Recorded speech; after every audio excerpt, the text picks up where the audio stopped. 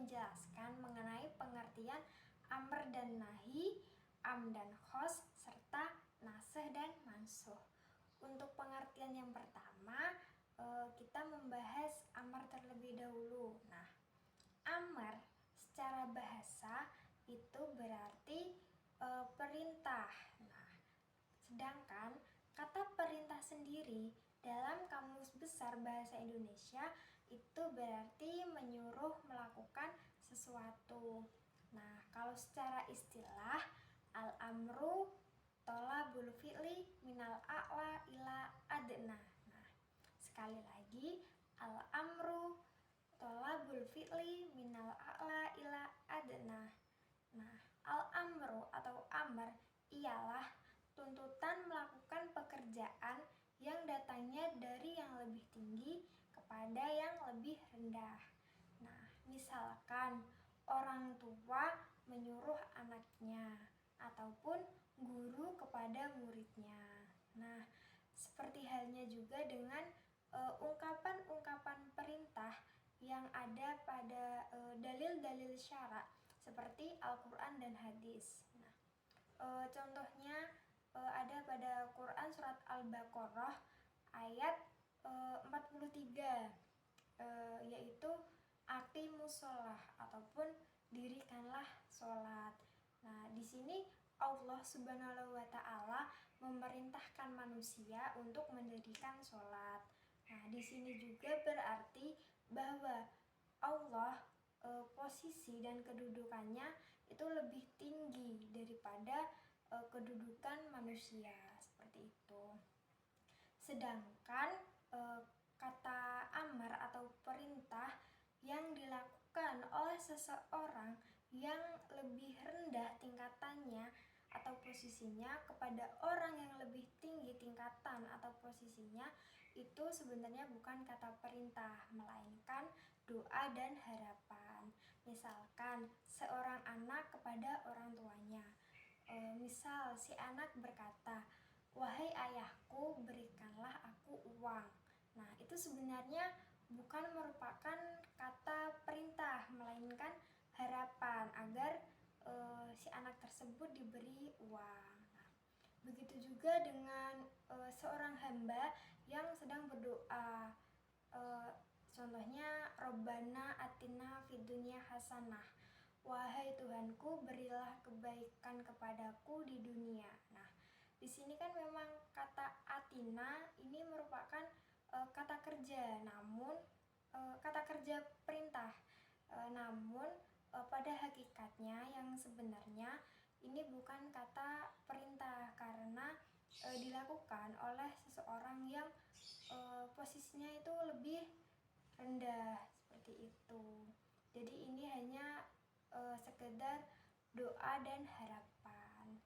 Jadi amar sendiri dapat disimpulkan bahwa amar merupakan perintah yang dilakukan oleh seseorang ataupun yang posisinya lebih tinggi dibanding kepada seseorang yang posisinya lebih rendah.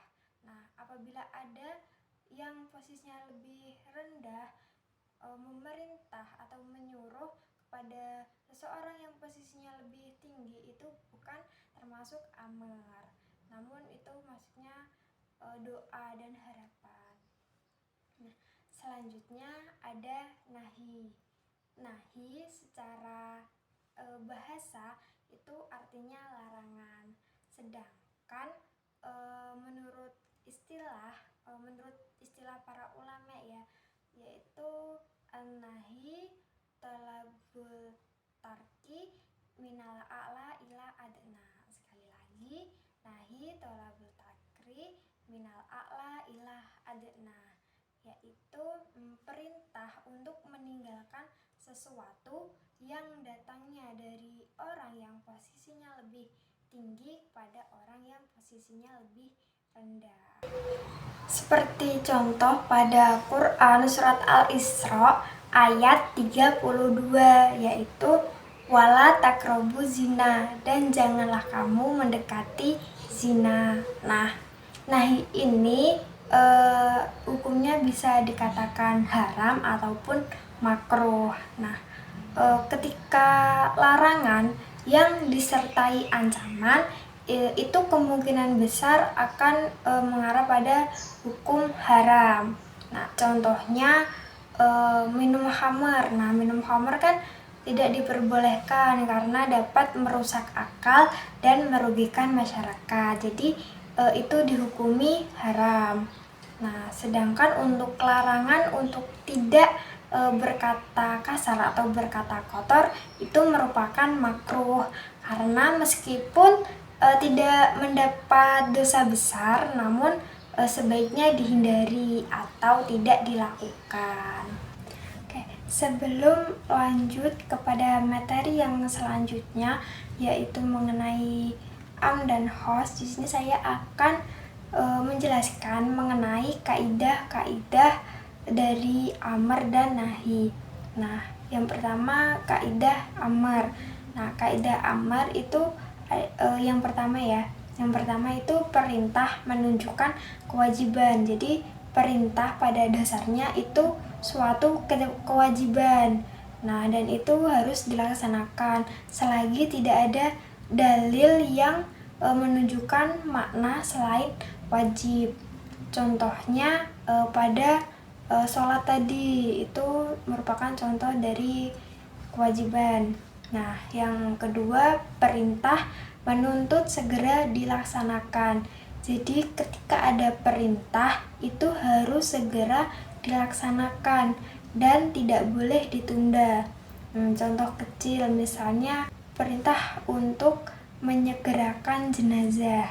Nah, untuk yang ketiga itu perintah tidak menunjukkan pengulangan. Nah, perintah ini tidak serta-merta harus dilakukan secara berkali-kali atau berulang-ulang. Misalnya perintah wudhu itu tidak berarti harus dilakukan terus-menerus. Selagi masih ada wudhu, ya tidak perlu dilakukan secara terus-menerus. Akan tetapi kalau sudah batal, baru wajib untuk wudhu kembali. Dan selanjutnya ada perintah bersifat aturan, bukan kewajiban. Nah, kadang perintah itu datang dalam bentuk nasihat atau anjuran, bukan suatu kewajiban. Contohnya pada sabda Nabi tentang mengunjungi orang sakit, itu bukan merupakan kewajiban, melainkan suatu sunnah Nabi, seperti itu. Lalu selanjutnya ada kaidah-kaidah dari nahi. Yang pertama itu larangan menunjukkan keharaman. Nah, sama, jadi pada dasarnya larangan itu haram kecuali ada dalil-dalil yang menunjukkan makna selain haram. Nah, yang kedua larangan berlaku segera. Jadi ketika ada larangan maka harus segera ditinggalkan dan tidak boleh ditunda. Jika ditunda itu akan mendapat dosa karena larangan itu harus segera ditinggalkan. Lalu yang ketiga ada larangan bersifat terus-menerus. Nah, jadi larangan itu berlaku untuk selamanya. Selama tidak ada dalil yang membatasi waktunya, jadi larangan itu bersifat selama-lamanya. Seperti itu. Nah, setelah mengetahui pengertian dari amar dan nahi, selanjutnya pengertian dari am dan khos. Nah, apa sih itu am dan khos itu kan? Nah, am itu merupakan lafadz yang memiliki makna umum yang mencakup banyak individu atau hal tanpa batasan tertentu.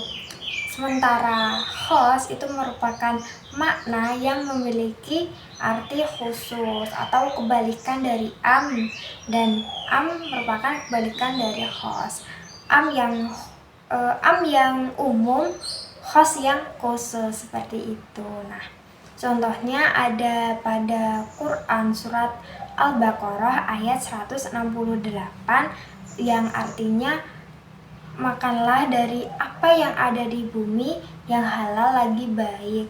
Nah, ini menunjukkan bahwa ayat ini atau lafaz ini bermakna am karena dijelaskan bahwa semua makanan yang ada di bumi halal dan baik dan boleh dimakan. Nah, lalu contoh yang kedua ada pada Quran surat Al-Maidah ayat 3.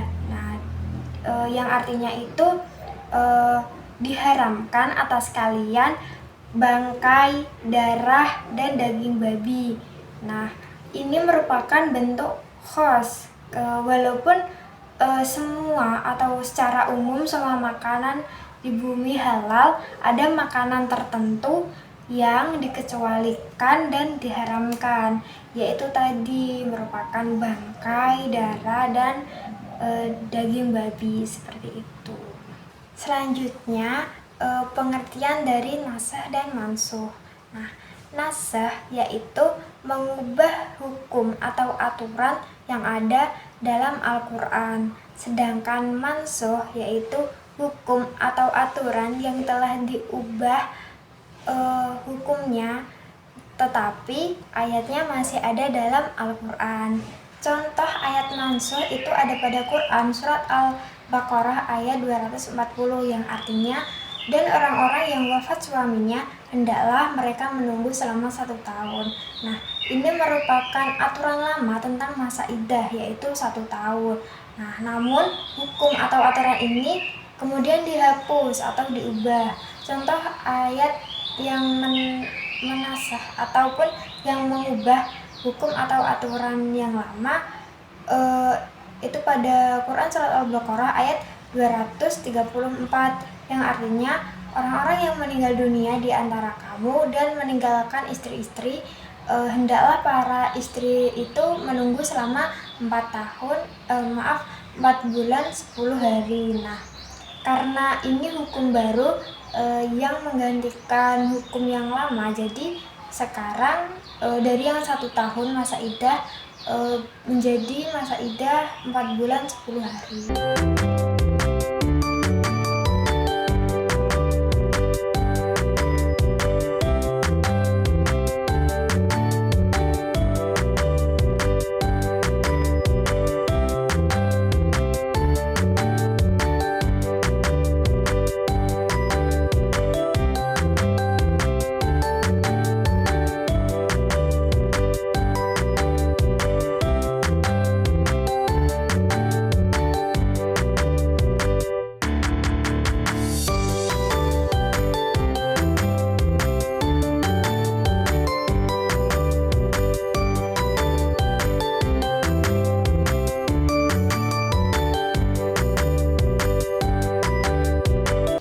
Terima kasih, itu saja yang dapat saya sampaikan.